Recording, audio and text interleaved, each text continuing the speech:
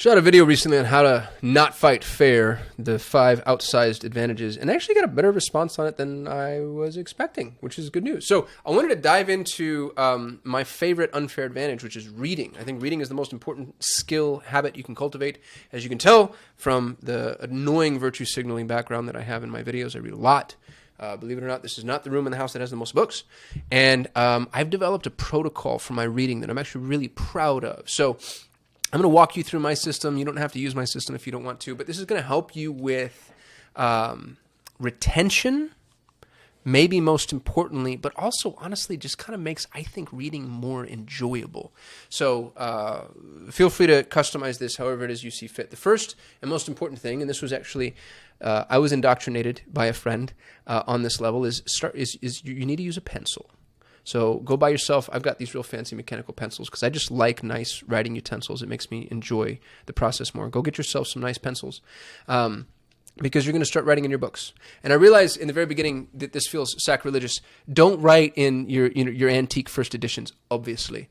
But I've had to change my mind on this. I used to feel like writing in a book was disrespectful. Now I've decided that it's me communing with the book, and I'm having a conversation with the author. So just change what it means. You're not defacing it.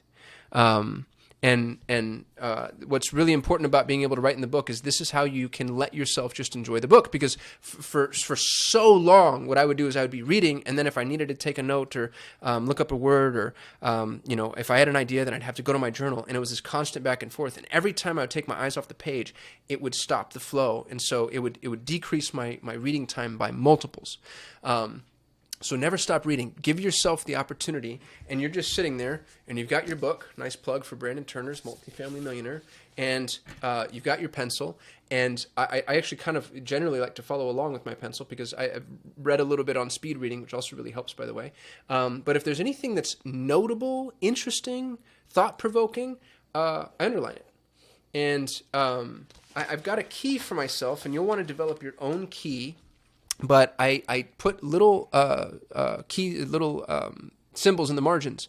So if there's a word that I don't know or that I really like the usage of, so a lot of being articulate isn't necessarily knowing all the big fancy $12 words. It's knowing how to use normal words in unique ways. And so if I ever see an author use words in ways that I'm like, oh wow, that's brilliant, then I'll circle the word. So if I don't know the word, or if I just like the word uses, I'll circle the word, and then in the margins I put a V, and the V is for the vocabulary. And then I leave it and I continue to read. So now I don't have to stop and write it down or take notes. I just have it, and we'll get to how we're going to go and use this in a minute. So V is for vocabulary. Now, if there's a concept on the page or a person or a reference that I want to research and learn more about. So, somebody mentions the Magna Carta, and I'm like, you know what, I don't really know much about the Magna Carta. Then I'll underline that, and then in the margins I'll put a question mark, and I'll circle the question mark. And the question mark lets me know we're going to go research this later. And what's nice is this satiates my bloodlust for information, because for so long I was like, oh crap, I got to go learn everything about the Magna Carta. And I swear to God, this is true. I would be reading a book, and then the book would reference something I didn't know about, and then I'd go read 3 books about that thing before I could come back to the book that I was reading, which is just a horrible way to live your life. So unless you find yourself in a position where the foundational knowledge necessary to understand the book you're reading is a prerequisite, leave it for a moment. Just put the little question mark. Hey, I'm curious about this thing. And then the third symbol that I use is a star. And I use a star for notable passages. So there's a quote or a passage that I want to save for later, something that I really liked, that I felt was really impactful, that I want to remember. Upon rereading, I'd really want to highlight. Then I put a star next to it. And y'all, I'm as aggressive as I want to be, and sometimes it depends on my mood. But when I read Brene Brown's Daring Greatly, like there were whole chapters that were just underlined. That's okay. That's okay, because we're going to talk about what we're going to do with this stuff in just a moment. So as you're reading, you follow along with your pencil, and you're using, and by the way, come up with your own key. You might have, like if you were in, I'm just thinking this off the top of my head, but I realize now that I should probably do this. Maybe C for content. If you're a content creator and you come across something, you're like, oh man, I should shoot a video on that, or I should write a thread on that, or a carousel, or whatever. See, content, bam, move on. But give yourself the ability to stay in flow. And what I like about this, what's cool is, it makes your first reading leisurely. You're giving yourself permission to to just read, just for the sake of reading, which is so helpful. So there's not that desperation of like, oh, I need to drink every last ounce of value from this book. When you're done with the book, your second reading, what I like to do is I go back through the book, but I only pay attention to the notables. And so I get done with the book and I basically turn right back around and then in my journal, I've got a Google Doc that I keep all my notable vocabulary, and I'll look at that every now and again. If I just find myself with time in line at the grocery store, I pull up my vocab doc and I start looking at some of the words that I like. And there's just something about that appeals to me. You don't have to do that, but whatever it is for you. And then anything that I want to look up, I'll look up and I'll play the research game. And then any notable passages, and this is maybe where I go a little overboard, but I actually write those down in my journal, which means I'm effectively rewriting the book, but I'm only rewriting the parts that were notable for me.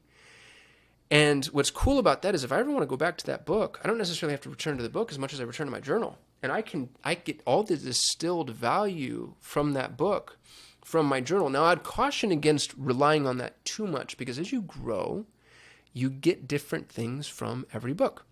There's the old proverb that nobody steps in the same river twice, because the person is different and so is the river. Books are like that. So especially, really good books are like that. Give yourself the opportunity to revisit books. But having your distilled notes is really helpful. And then it's really fun to see like, oh, I thought this was notable before, and now I resonate with this passage a little bit more. So I like that with the 1-2 punch. And the second reading isn't nearly as daunting as it sounds. You're like, dude, you're going to read every single book twice. No, not at all. The second time you're basically paging through, and it's shocking how quickly you can get through something along those lines.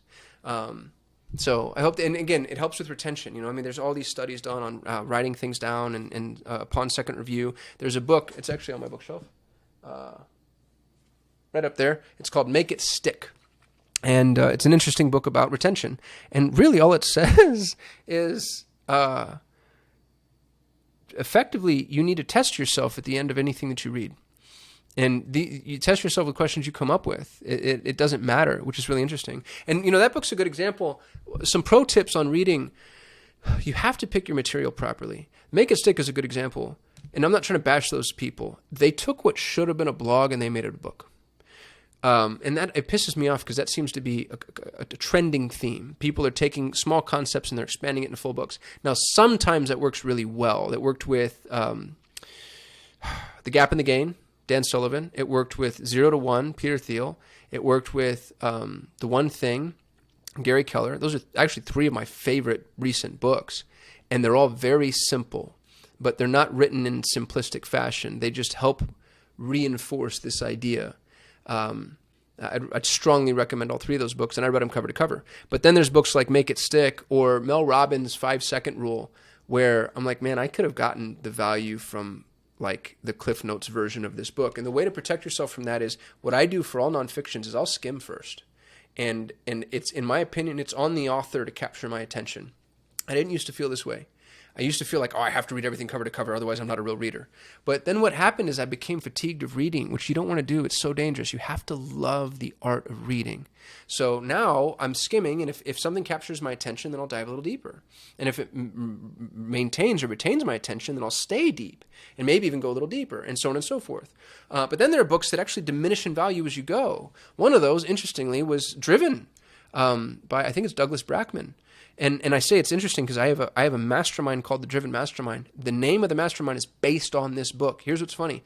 All of the value in the book, the first 3 chapters. And then after that, it's just kind of like this repetitive sort of reinforcement of his original thesis that I didn't need. And so first 3 chapters were great. And then after that, I started to, I went super deep, and then he lost me, and then I zoomed out, got shallow, and then just paged through and took a hike. And you can do that too.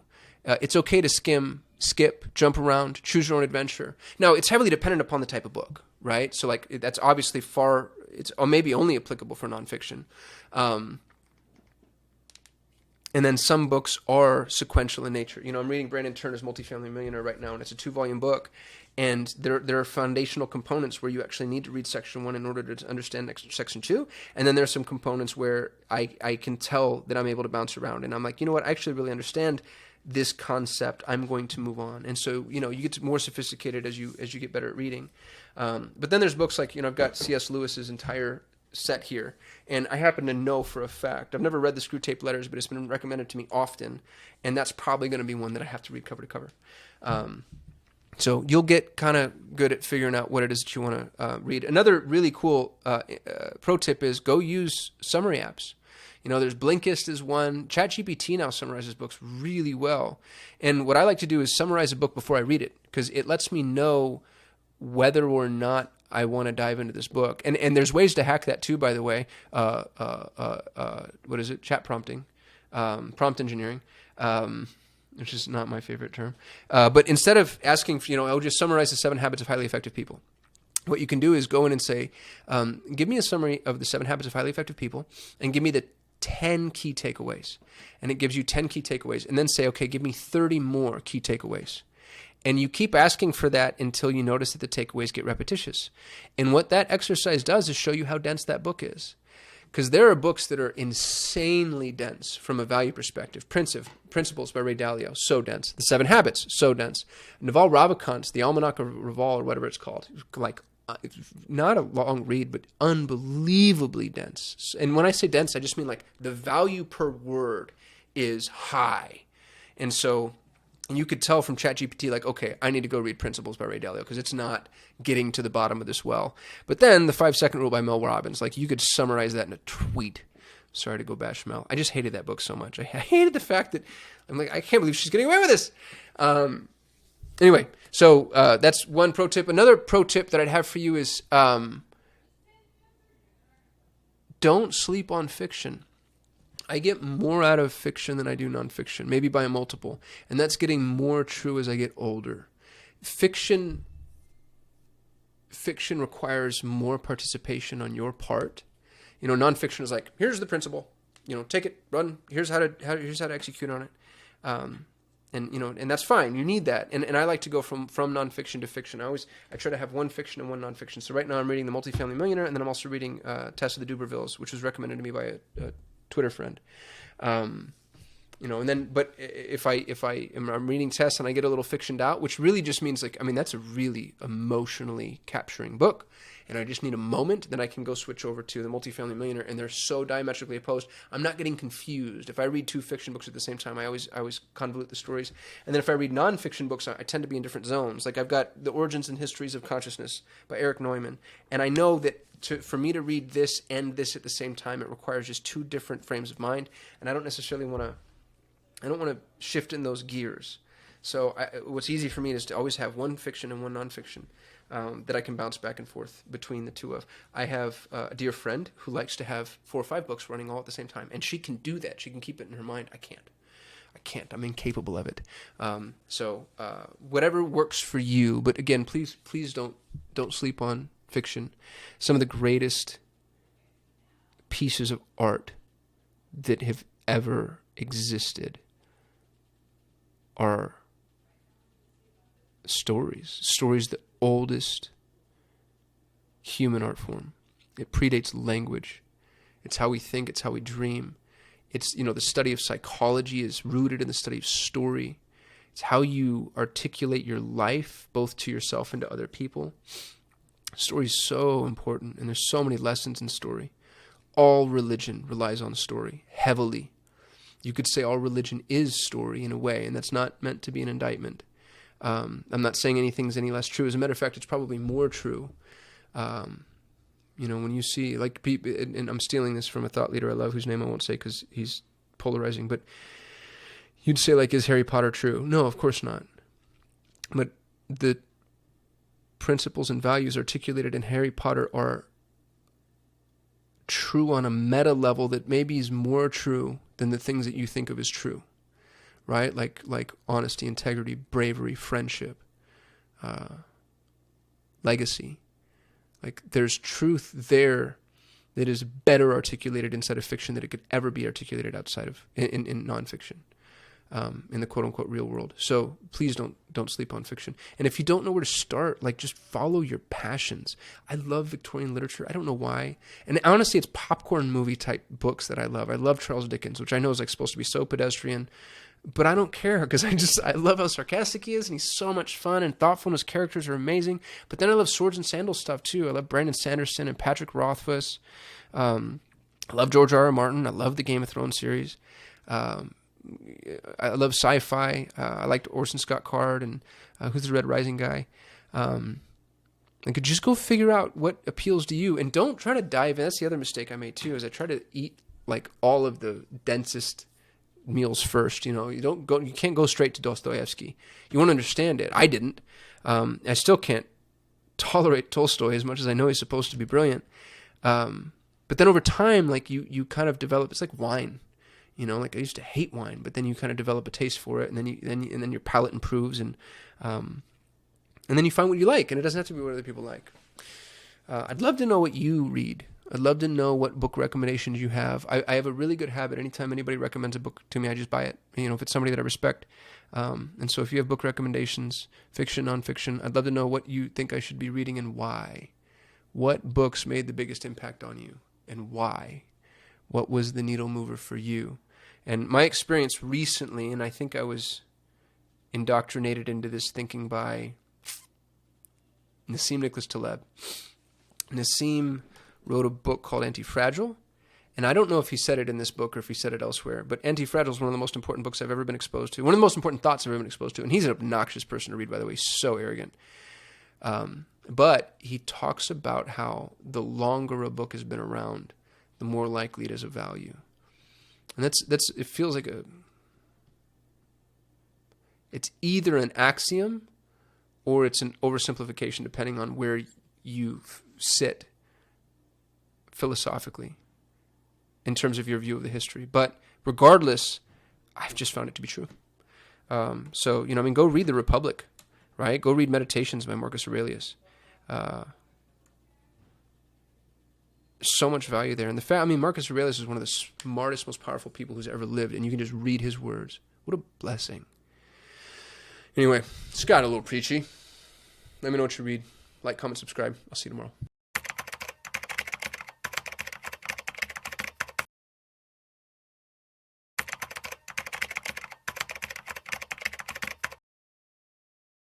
I had the really cool opportunity to speak with a member of the U.S. Special Forces at a charity dinner. Really interesting guy. He's a combat veteran, been on the most amazing mission. Things are truly unbelievable, but I believed every word, obviously. And